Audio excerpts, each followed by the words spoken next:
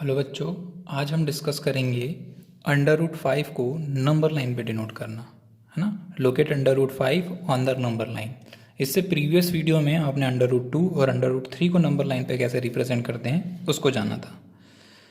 As it is जैसे under root 2 और under root 3 को आपने रिप्रेजेंट किया था, वैसे ही एक लाइन ड्रॉ करना है आप लोग को और 2-2 सेंटीमीटर के गैप में आपको डॉट लगाना है।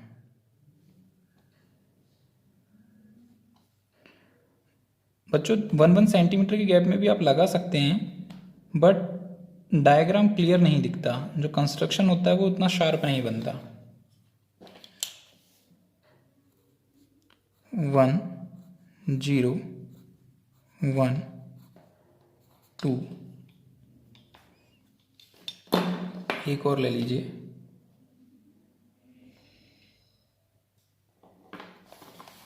3।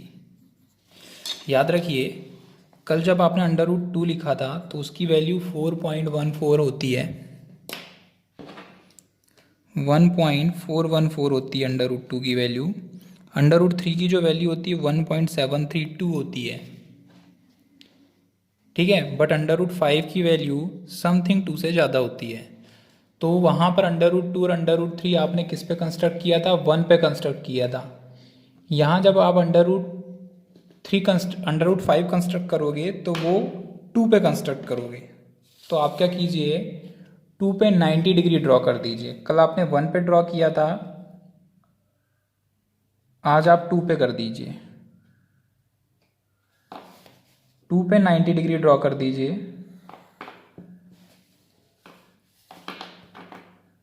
थोड़ा गड़बड़ हो गया, 2 पे आपको 90 डिग्री ड्रॉ करना था। उसके बाद एज इट इज जैसे आपने कल 2 पर रखकर 1 सेंटीमीटर का आर्क आपको काटना है। कितना? ये देखिए, 2 से मैंने 1 तक लिया है जितना गैप है, और वही गैप मैं 90 डिग्री पे क्रॉस कर रहा हूँ। इंटरसेक्शन पॉइंट को मिला दीजिए आप 0 से। याद रखिएगा 0 से मिलाना है आपको। इन पॉइंटों के नाम दे दीजिए A, B, C।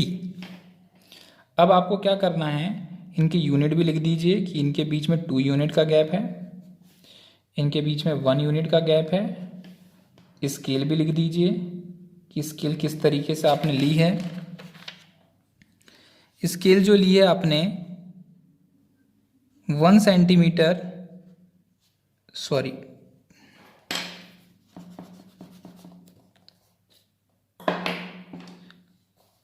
स्केल जो ली है आपने वो 2 unit is equal to 1 centimetre, sorry 1 unit is equal to 2 centimetre, ठीक है। 1 यूनिट इज इक्वल टू आपने कितना सेंटीमीटर लिया है? 2 सेंटीमीटर इसकी यूनिट ली है। उसके बाद आपको ये बताना है, 0 पे रख कर आपको C के बराबर आर्क लेना है और एक आर्क काट देना है। याद रखिएगा C तक की आर्क लेना है आपको, 0 पे रखकर C के बराबर आर्क लेकर आर्क काटना है, लाइन पर इंटरसेक्ट होना चाहिए। ये जो इंटरसेक्शन पॉइंट है यही आपका अंडर रूट 5 है। अंडर रूट 5 प्रूफ करना यदि आपको तो आप प्रूफ भी कर सकते हैं। इन राइट ट्रायंगल, एक राइट ट्रायंगल है ABC। राइट ट्रायंगल ABC में पाइथागोरस थ्योरम आप लगा सकते हैं। पाइथागोरस थ्योरम बोलता है हाइपोटेन्यूस का होल स्क्वायर, परपेंडिकुलर का होल स्क्वायर, बेस का होल स्क्वायर। कल बताया था मैंने कि 90 डिग्री के अपोजिट साइड हमेशा हाइपोटेन्यूस होती है। तो AC हाइपोटेन्यूस होगी, परपेंडिकुलर BC होगा, बेस आपका AB होगा। AC का होल स्क्वायर निकालना है आपको। BC की वैल्यू आपको 2 यूनिट दी हुई है, सॉरी BC की वैल्यू 1 यूनिट दी है, AB की वैल्यू 2 यूनिट दी है।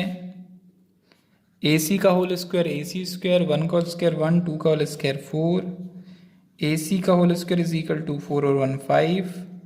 AC स्क्वायर, स्क्वायर उधर आके अंडर रूट हो जाएगा, तो अंडर रूट 5 आपका आंसर जाएगा। देखिए आपने ए सी की लेंथ √5 डिनोट की है। तो इस तरीके से आप √5 को नंबर लाइन पे लोकेट कर सकते हैं। √6 को नंबर लाइन पे लोकेट करना, √6 को नंबर लाइन पे किस तरीके से लोकेट कर सकते हैं वो सीख रहे हैं। तो √6 को लोकेट करने के लिए √5 का बनाना बहुत ज़रूरी है, और √5 कैसे बनाते हैं ये प्रीवियस वीडियो में आपने देख चुके हैं। उसके बाद √6 बनाने के लिए आपको √5 का बनाना बहुत ज़रूरी है। फिर आपको इस स्लैंट लाइन को 180 लेट करना है। जिस तरीके से आपने √3 बनाए थे ना, उसी तरीके से आपको बनाना है।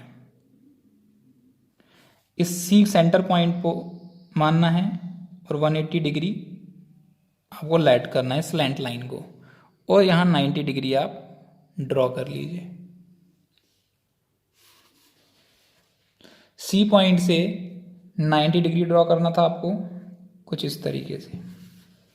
उसके बाद आपको क्या करना है, सी को सेंटर मानना है। जिस तरीके से आपने 1 सेंटीमीटर का आर्क ऊपर काटे थे 0 से 1 के बीच में, सी पर रखकर भी वही आर्क आपको काटना है और ड्रॉ कर देना है। ए से कटिंग पॉइंट को ज्वाइन कर देना है, इसका नाम डी दे दीजिए। याद रखिए आपने 190 डिग्री कंस्ट्रक्ट किया है, इसको 1 यूनिट आपने लेट किया है। ये आपका √5 है, आपको 0 पे रखना है, एक्सटेंड करना है आर्क डी तक। 0 पे रखकर डी का तक की आपको आर्क लेकर आर्क ज्वाइन करा देना है, और आर्क कैंसिल होना चाहिए इस लाइन पे। याद रखना 3 के पहले कैंसिल होना चाहिए, क्योंकि इनकी वैल्यू 2 और 3 के बीच में होती है। यदि आपको निकालना है तो आप लॉन्ग डिवीज़न मेथड का यूज़ कर सकते हैं, इनकी वैल्यू निकल जाएगी। ये √6 है, बट ये √6 आता कैसे है उसको प्रूफ करने के लिए आपको, अगर आपको ये प्रूफ करना है कि √6 कैसे आया है, तो उसके लिए आप √5 का प्रूफ देख चुके हैं। √6 को प्रूफ करने के लिए आपको √5 का प्रूफ भी लगेगा। √6 का प्रूफ करने के लिए आपको ट्रायंगल ADC में जाना पड़ेगा। पाइथागोरस थ्योरम आप जानते हैं, हाइपोटेनियस का whole square is equal to perpendicular का होल स्क्वायर प्लस बेस का होल स्क्वायर होता है। हाइपोटेनियस हमेशा 90 डिग्री अपोजिट साइड होती है, AD का होल स्क्वायर, परपेंडिकुलर DC का होल स्क्वायर, बेस आपको दिया है AC का होल स्क्वायर। AD का whole square is equal to DC की जो वैल्यू है 1 है, AC की जो वैल्यू है वो √5 का होल स्क्वायर है। AD का whole square is equal to 1 का होल स्क्वायर √5 का 5, AD का whole square is equal to 6, square इधर आके स्क्वायर रूट हो जाएगा √6। आई होप आपको समझ में आया होगा। चलिए बच्चों, अब हम √7 को नंबर लाइन पे कैसे बनाते हैं उसको देखते हैं। √7 को नंबर लाइन में बताने के लिए आपको √5 का बनना बहुत ज़रूरी है और √6 का बनना बहुत ज़रूरी है, तभी आप √7 कंस्ट्रक्ट कर पाएंगे। √5 और √6 किस तरीके से बनाते हैं ये मैंने अपने पिछले वीडियो में बता चुका है। √7 बनाने के लिए आपको ये जो स्लैंट लाइन दिख रही है √6 वाली, इसको 180 डिग्री लेट करना पड़ेगा और D को पॉइंट मानना पड़ेगा। D को पॉइंट मान के आप जो स्लैंट लाइन है उसको 180 डिग्री लेट करके 90 डिग्री ड्रॉ कर दीजिए। याद रखिएगा D को पॉइंट मानना है और 180 डिग्री स्लैंट साइड को, और D से आप क्या कर दीजिए 90 डिग्री ड्रॉ कर दीजिए इस तरीके से। 90 डिग्री ड्रॉ करने के बाद आपको जिस तरीके से आपने 1 सेंटीमीटर का आर्क लिया था शुरू में, वही आर्क आपको D पर रखना है और कैंसिल कर देना है 90 डिग्री पर। ये कैंसिलेशन पॉइंट को एक नाम दे दीजिए कैपिटल E, और कैपिटल E पॉइंट को मिला दीजिए 0 से। याद रखिए सभी मेजरमेंट 0 से ही काउंट होते हैं। O को सेंटर मानिए, E के बराबर डिस्टेंस लीजिए और एक आर्क लाइन को क्रॉस कर दीजिए। याद रखिएगा, ठीक है। ए को सेंटर मानना है, ई के इक्वल डिस्टेंस लेना है इस तरीके से और कैंसिल कर देना लाइन को। ये आपका √7 है। अगर आपको पता करना है कि √7 कैसे, याद रखना ये सभी चीज़ें 3 के पहले कैंसिल होंगी। ये क्यों होती हैं ये भी बता देता हूँ आपको। उससे पहले स्केल देख लीजिए। स्केल जो होगी वो यहाँ पर आपने 1 यूनिट लिख लीजिए यहाँ पर।